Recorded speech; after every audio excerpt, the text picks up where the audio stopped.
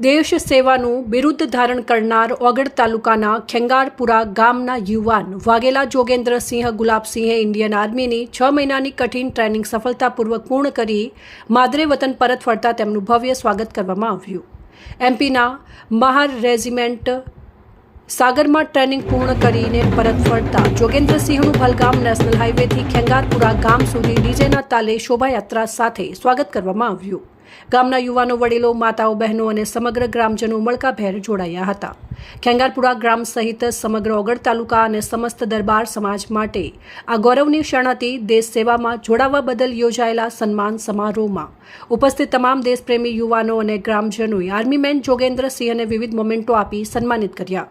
સમારોહમાં મોટી સંખ્યામાં ઉપસ્થિત રહેલા લોકોમાં દેશપ્રેમ અને સૈનિકો પ્રત્યેની આદર ભાવના જોવા મળી હતી. યુવાનો માટે જોગેન્દ્રસિંહ પ્રેરણા સ્ત્રોત બન્યા છે. ખેંગારપુરા ગામે આજે દેશભક્તિના રંગે રંગાઈને પોતાના વીર જવાનનું ગૌરવપૂર્ણ સ્વાગત કર્યું હતું. અહેવાલ કનુજી ઠાકોર, બનાસકાંઠા.